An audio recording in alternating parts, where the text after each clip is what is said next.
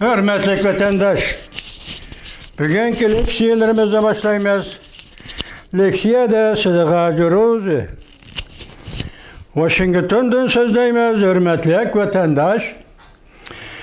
Bugünkü ıslaq 2023 yıl 5. ayının 17. gün.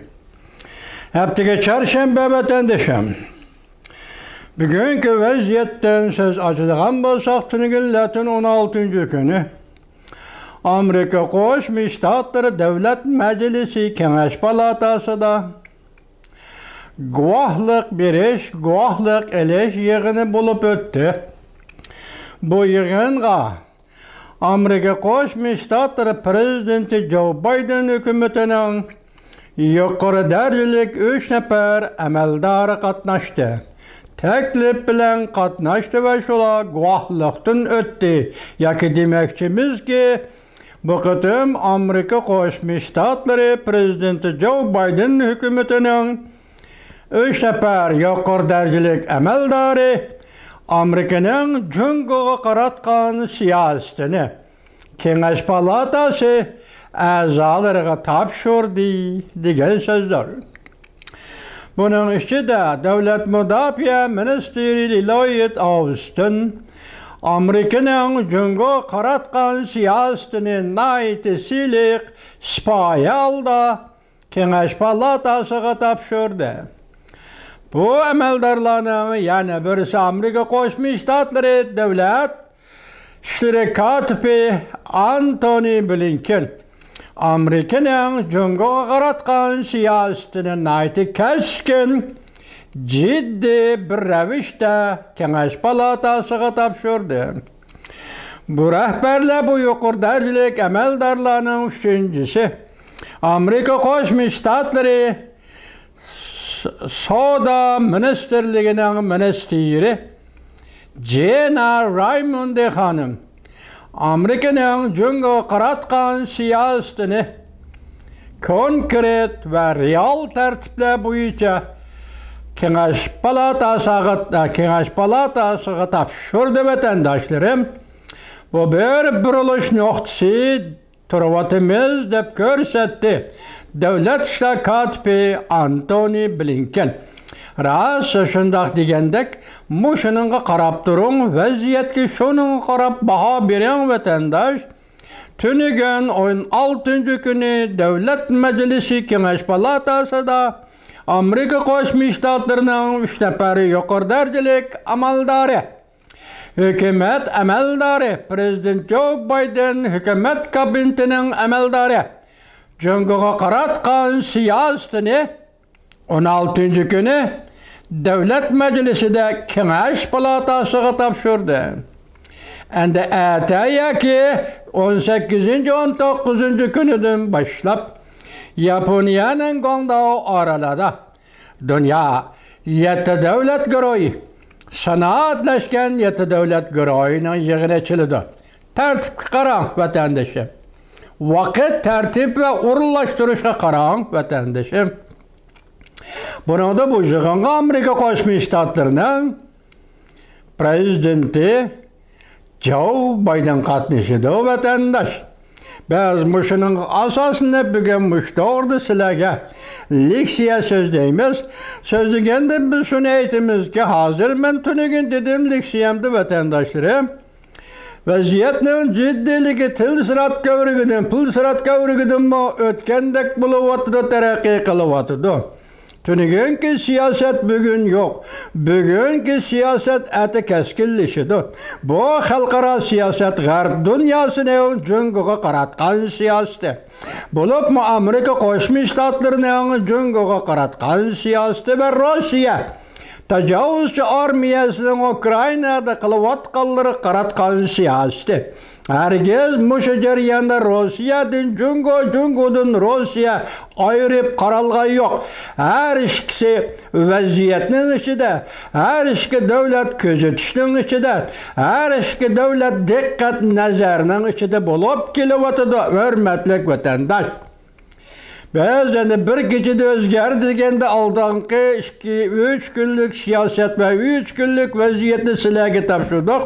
Men shunda o'ylaymanki, bugungi kun xuddi davlat islohoti Antony Blinken aytgandek, biz tarixning burilish nuqtasida turyapmiz degandek, balki o'sha burilish nuqtasida Amerika Qo'shma Shtatlarining davlat siyosati, jangoga qaratgan davlat siyosatida zo'r o'zgarish bo'lishi mumkin. Yoki shunday ehtimollar ichidiki, siyosatning taraqqiyoti siz bilan bizni o'zining taraqqiyot yo'nalishiga elib kelyotidi. Hurmatli vatandosh, bugungi leksiyamiz mana bundaq az uchraydigan bir ahvol. Amerika Qo'shma Shtatlari hukumat kabinetining ministr darajalik yoki yuqori darajalik 3 nafar amaldori o'xshashlik guvohlik berishga qatnashdi. Mavzuliq xabar 5-oyning 17-kuni Buyuk Hirot orbitida e'lon qilindi. Xabar bunday boshlandi.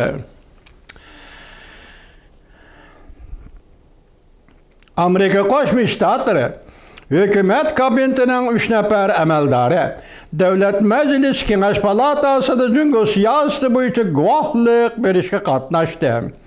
O'tmishda hukumatning ishki kabinet a'zolari guvohlik berish yig'iniga o'xshashli birlikda qatnashadigan ish az ko'rilgan edi.